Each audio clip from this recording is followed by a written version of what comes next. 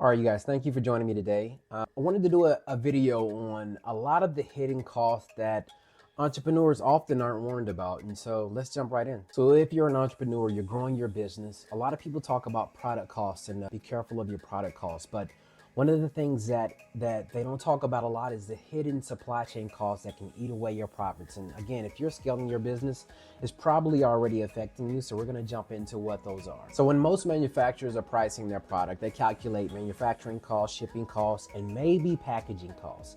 And you think that's where your margins are from, but that's not everything. That's the visible layer, right? There's real costs that show up later and they compound, I promise you. Here they are. So your first hidden cost is expediting fees. And here's what that means. Inventory runs low because forecasting was off, right? Or shipment was delayed. You pay to rush that product or service through air freight or next day air or express. That air freight can cost 4 or 5 times as much as ocean freight. And that's just the transportation and logistics costs, right? One panic shipment can wipe out profit. That's not bad luck. That's more so poor planning.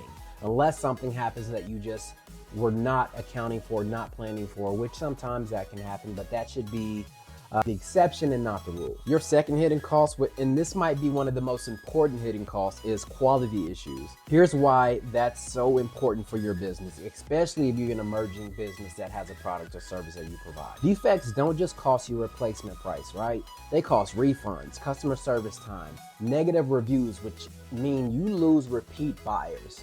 Let's say your business has a 5% defect rate. That might sound small until you realize that it destroys repeat business.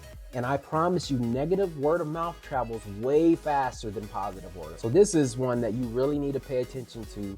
You really need to look at the quality of the products and service that you're providing, as well as the quality and the products and service of your sub-tier suppliers. And the third hidden cash really freezes your cash flow, and it's called cash trapped in inventory. And a lot of businesses, especially when they're starting out, they don't take into account that if your suppliers are requiring large minimum order quantities or long lead times, you might think you're saving by buying in bulk and setting that in a warehouse somewhere, but you're tying up capital sometimes for 60, 90, and 120 days. And that's money that you're not using on marketing, money you're not using on growth, money you're not using on hiring. And for an early stage business that's looking to scale, that cash flow pressure kills your momentum. So make sure your cash is not trapped in inventory. And so you might be thinking to yourself, okay, Quentin, I hear what you're saying, but what are companies doing then? How do they address this? And so companies like Walmart, let's say Procter & Gamble, they're not just tracking cost per unit, right? They're looking at their total landed costs. They're looking at cost of poor quality. They're looking at inventory carrying costs and risk exposure, because they understand that margins just aren't your revenue minus the cost of your production, it's revenue minus friction. So here's your assignment for this week. Ask yourself, how much did I spend last month or last quarter on rush shipments? What's my defect rate? How long is my cash tied up before I get paid?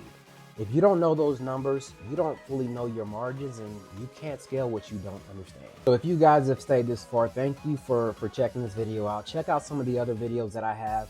If you're serious about building a resilient supply chain that protects the margins instead of draining them, please like and subscribe. Share this with someone you think that it might help. Over the next few weeks, I'm going to be breaking down some tips and things from my ebook that is linked in the description. Please let me know if you have any questions, any feedback.